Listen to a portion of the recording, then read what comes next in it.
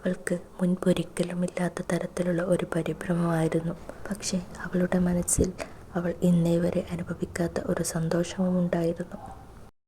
രാജേഷിൻ്റെ മധുരവാക്കുകൾ അവളിൽ ഒരുപാട് കിനാവുകൾ നിറച്ചു. പക്ഷേ അവൾക്ക് എന്താണെന്നറിയില്ല. മുൻപ് താൻ അനുഭവിച്ച ഓരോ പീഡനങ്ങൾ ആലോചിച്ച് ചെറിയൊരു ഭയമുണ്ടായിരുന്നു. രാജേഷ് തൻ്റെ കൈകൾ അവളുടെ ഷോൾഡറിലേക്കിട്ട് അവളെ മാറോടണച്ചു.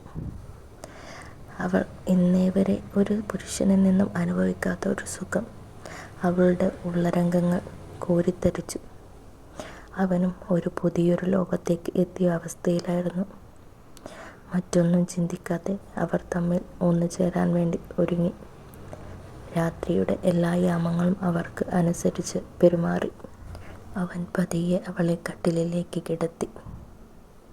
അവളുടെ മുതുകിൽ നിന്നും സാരി മാറ്റി. പിന്നെ അവളുടെ ബ്ലൗസിൻ്റെ ഓരോ ഹൂക്കുകളും അഴിക്കാൻ തുടങ്ങി. അങ്ങനെ അവൻ്റെ ശരീരത്തിലെ ഓരോ ദ്രവങ്ങളും അവളിലേക്ക് ആഴ്ന്നിറങ്ങിത്തുടങ്ങി.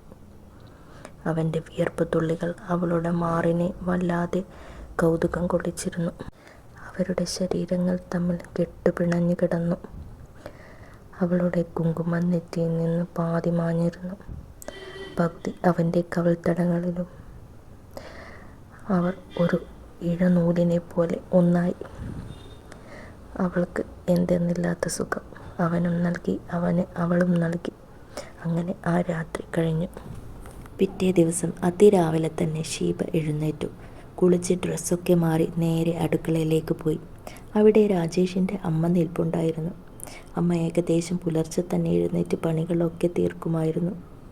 ഷീബ ഉടനെ തന്നെ പറഞ്ഞു, അമ്മ മാറി നിൽക്ക്, ഞാൻ ചെയ്തോളാം, എനിക്ക് ഇതൊക്കെ ചെയ്യുന്നത് ശീലമാണ്. അമ്മ പറഞ്ഞു, മോളെ അതൊന്നും വേണ്ട, നമ്മൾ 2 പേരല്ലേ ഉള്ളൂ, അപ്പോൾ 2 പേർക്കും മാറി മാറി ജോലിയൊക്കെ തീർക്കാം.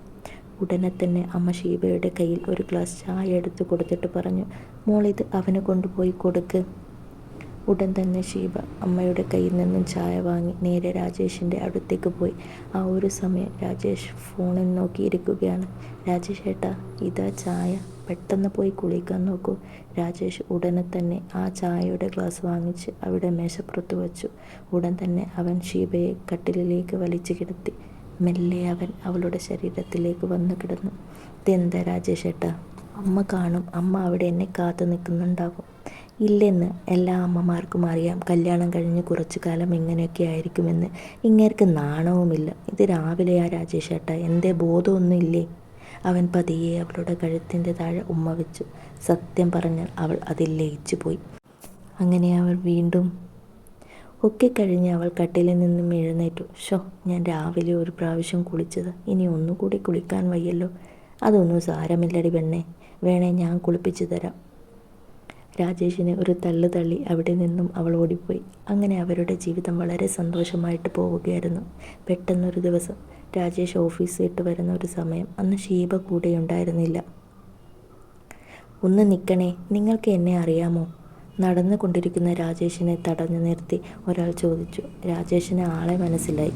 ഓ, നീയോ? എന്തിനാ ഇവിടെ തടഞ്ഞു നിർത്തിയത്? രാജേഷ് അയാളോട് ചോദിച്ചു. അയാൾ പതിയെ രാജേഷിൻ്റെ അടുത്തേക്ക് വന്നിട്ട് പറഞ്ഞു, നിങ്ങൾക്ക് എന്നെ അറിയാമല്ലേ? ഷീബ പറഞ്ഞിട്ടുണ്ടാവും. പിന്നല്ലാതെ നിന്നെ അറിയാതിരിക്കാൻ വഴിയുണ്ടോ? കാരണം ഷീബ തന്നെക്കുറിച്ച് എല്ലാം പറഞ്ഞിട്ടുണ്ട്. താൻ എന്തിനാണ് ഇങ്ങനെ ഒരു പെൺകുട്ടിയോട് ഇത്രയൊക്കെ ദ്രോഹം ചെയ്തത്? ഉടനെ തന്നെ പ്രകാശൻ പറഞ്ഞു, നിങ്ങൾക്ക് എന്തറിയാം? അവളുടെ ഈ കാപട്യം കണ്ടിട്ടാണ് നിങ്ങൾ വിശ്വസിക്കുന്നത്. സത്യം പറഞ്ഞ ഒരു വൃത്തികെട്ട പെണ്ണാണ്. എത്ര ആണുങ്ങളുടെ കൂടെ അവൾ കിടന്നിട്ടുണ്ടെന്ന് അറിയാമോ? ഉടൻ തന്നെ രാജേഷ് ദേഷ്യത്തോടു കൂടി, ഒന്ന് നിർത്തടോ, താൻ കുറേ സമയമായല്ലോ ഇങ്ങനെ അവളെക്കുറിച്ച് കുറ്റം പറയുന്നു. താൻ അറിഞ്ഞ പെണ്ണല്ല അവൾ. അവളെ എനിക്കറിയാം. തനിക്ക് അവളെയല്ലായിരുന്നു വേണ്ടത്, അവളുടെ ശരീരത്തെ ആയിരുന്നു. ഒന്നുമില്ലെങ്കിലും തനിക്ക് എല്ലാം തന്ന പെണ്ണല്ലേ. സത്യം പറഞ്ഞാൽ അവളെപ്പോലെ ഒരു പെൺകുട്ടി ആയതുകൊണ്ട്, അല്ലെങ്കിൽ താനും തൻ്റെ അമ്മയും ഇപ്പോൾ പോലീസ് സ്റ്റേഷനിൽ കിടന്നിട്ടുണ്ടാകും. തനിക്ക് മറ്റൊന്നും സംസാരിക്കാനില്ലെങ്കിൽ എനിക്ക് പോകണം. അതും പറഞ്ഞ് രാജേഷ് അവിടെ നിന്ന് യാത്രയായി.